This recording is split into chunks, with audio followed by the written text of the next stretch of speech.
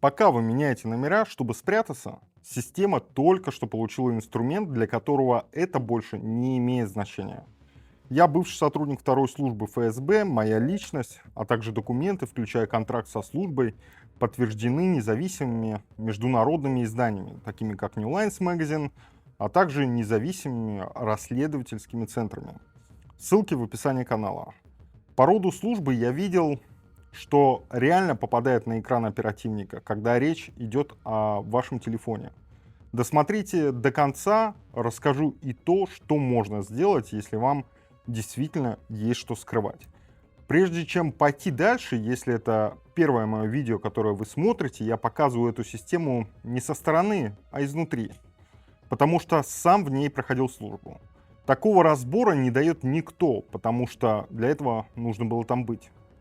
Подпишитесь на канал, иначе следующий разбор просто не попадет к вам в ленту. И еще, у меня есть Telegram, ссылка в описании. Там я разбираю текущие новости, политику и делюсь личным мнением. И там же можно написать мне вопрос, отвечая сам по мере возможности. Начнем с азбуки. Без нее то, что будет дальше, не будет иметь вообще никакого смысла. По закону все российские операторы связи и интернет-провайдеры обязаны устанавливать оборудование SORM. Это стандартное оборудование, вшитое в инфраструктуру заранее, еще до того, как вы вообще стали кому-то интересны. Через SORM спецслужбы получают звонки, СМС, полную запись разговоров, тексты сообщений, время связи и номера собеседников. Метаданные, какие сайты вы посещаете, когда вы ходите в сеть, сколько данных качаете, и геолокацию по сотовым вышкам с точностью от десятков до нескольких метров в реальном времени. Подробно, как устроен сам SORM и кто конкретно под него попадает, я разбирал в отдельном видео. Оно уже есть на канале. Здесь это только фундамент. Дальше начинается то, что реально изменилось за последний месяц, и это гораздо интереснее любой информации про SORM. Вот это главный кусок всего видео, потому что здесь все изменилось буквально за последние недели. Раньше у людей, которые боялись слежки или были в поле зрения ФСБ, у них был простой прием. Вытащить свою сим-карту, вставить чужую. Ну или поменять телефонную сим-карту, не зарегистрированную на себя. И для системы в моменте это был другой человек. Я видел изнутри, как это выглядело, когда разрабатываемые объекты меняли свои сим-карты и телефоны. В таких случаях запускается отдельный процесс сопоставления. Кто это на самом деле и каким теперь устройством и сим-картой пользуется объект. Прием действительно работал, но не потому, что был надежным, а потому, что эта проверка занимала определенное время. Рано или поздно система все равно вычисляла, кто перед ней. Через типичное поведение человек все равно ходит теми же маршрутами на работу и домой. Подключается к тем же Wi-Fi точкам. Дома, в кафе у подъезда, в офисе. Даже с новым номером устройство обрастает теми же цифровыми отпечатками, что и раньше. Да и звонки и общение идут по старым контактам. Просто на сопоставление уходили недели. И вот здесь важен новый закон. 26 июня этого года Путин подписал закон о создании единой базы e-mail-кодов мобильных устройств.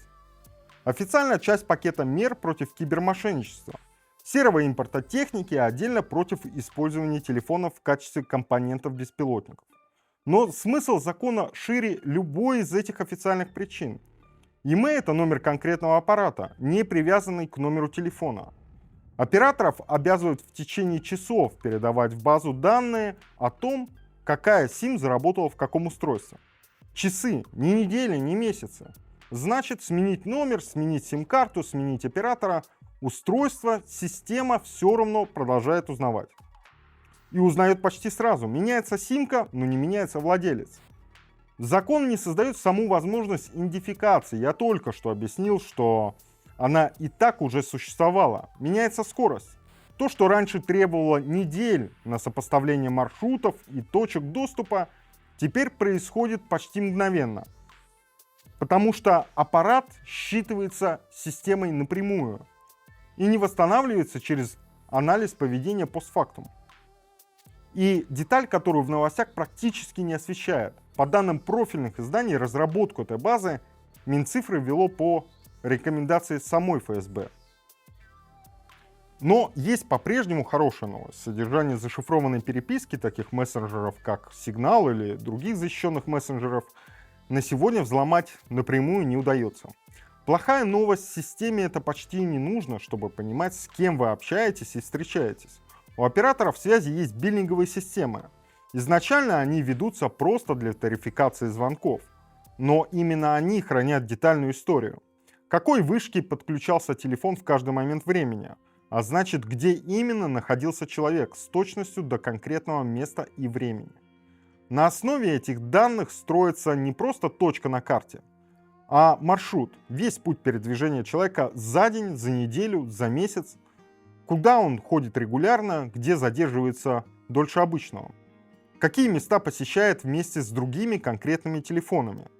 И здесь в дело вступает NetBeholder, система от компании MFA Soft, дочерней структуры Цитадели.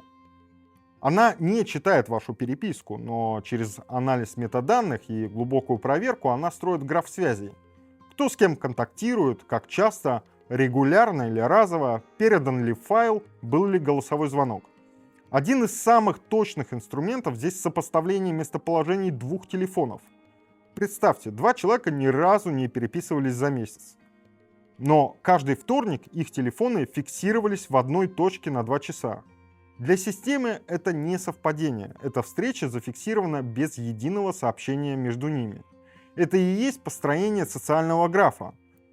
Не что вы сказали, а с кем, где и когда и как часто вы физически пересекались. Значит ли это, что смотрят вообще всех? Нет. И вот почему это важно понимать точно. Ресурсы не бесконечны, они ограничены. Смотрят по конкретному материалу с обоснованием, а не всех подряд. Как и с физической слежкой, о которой я рассказывал в прошлом видео. Отмечу еще раз, ресурс не бесконечен. Полную карту связей строят не на каждого, а на того, кто уже попал в разработку или в поле зрения системы. Именно поэтому реальная опасность не в том, что смотрят вообще всех, а в том, что если вы уже интересны системе, инструментов для построения полной картины у нее достаточно даже без единого прочитанного сообщения. Хорошо, а если это не просто любопытство, а реально обоснованный страх? Что делать, спросите вы? Вот 4 шага, которые имеют смысл. Я не призываю к панике, но если у вас есть реальная причина опасаться внимания со стороны спецслужб, допустим, политический активизм, участие в протестных или антивоенных инициативах, несколько конкретных шагов имеет смысл. Первое. Разделяйте жизнь на 2 контура. Один телефон для повседневной жизни привязан к вашему настоящему номеру, обычным приложением, обычным маршрутом. Второй только для того, что вы не хотите связывать с первым. Обсуждение акций, координация с единомышленниками. Второе. Второе устройство не должно храниться дома. Дом — это первое место, куда приходит любая проверка, и телефон, найденный там, обесценивает саму идею разделения. Третье. Иностранная SIM или eSIM. Еще в мае этого года я писал об этом у себя пост в Твиттере. Считаю иностранные SIM и eSIM без обязательного укуса одним из важнейших инструментов цифровой автономии, которые сейчас есть у людей в России. Это по-прежнему рабочий инструмент против блокировок и фильтрации трафика. Часть данных уходит напрямую на сторону зарубежного оператора, и местная система фильтрации видит достаточно ограниченные данные. Но здесь есть тонкость, которой не было еще год назад, когда я писал тот пост. Смена SIM больше не значит смену личности для системы. Если аппарат, в который вы вставляли иностранную карту, уже хоть раз стоял на учете с российской симкой на ваше имя, устройство система все равно узнает. Иностранная SIM защищает канал связи, она больше не защищает личность, если устройство уже засвечено. Четвертое и, пожалуй, самое надежное, там, где обсуждается по-настоящему чувствительное, допустим, планирование акций, антивоенные инициативы. Лучший инструмент — это вообще не телефон. Личная встреча без устройств. При себе не оставляет ни метаданных, ни маршрута, ни графа связи. Все, что я объяснил в этом видео, работает против устройства. Против разговора без устройства эта система не работает вообще, потому что ей физически нечего анализировать. А теперь то, что действительно работает в вашу пользу. Все инструменты метаданных и SORM, и NetBeholder, и Billing работают только там, где есть доступ конкретного российского оператора. Если трафик идет через сервер за пределами российской юрисдикции, получение объемной информации на этой стороне значительно ограничено. Граф связей, будь то через NetBeholder, будь то вручную, не строится по одному сообщению или звонку. Нужен объем десятки, а лучше сотни точек данных, чтобы уверенно сказать, эти два человека действительно связаны, а не случайно оказались рядом. Разовый контакт для системы почти не читаем. И даже база email, она надежно решает задачу, кто владелец устройства, но не дает доступ к содержанию. Это карта личности и техники, а не карта разговоров. Система очень сильна на уровне метаданных и идентификации, но не всесильна на уровне содержания. Это две разные системы возможностей. Их часто путают, представляя одну как другую. Так кому верить? Тем, кто пугает всесилием системы, или тем, кто уверяет, что бояться нечего? Ни тем, ни другим. Страх перед слежкой чаще всего строится на смешении двух уровней. Будто раз видно метаданные, значит читает и текст. Это не так. Но и обратное, раз текст не читает, значит я не видим. Тоже неправда. Правда на самом деле посередине. Система видит связи, личности и перемещения почти всегда. А содержание общения увидеть не всегда реализуемо. Запомните, личный разговор без телефона остается единственным по-настоящему закрытым каналом связи. Если вы досмотрели до этого момента, вы уже понимаете эту систему точнее, чем большинство тех, кто пишет о ней со стороны.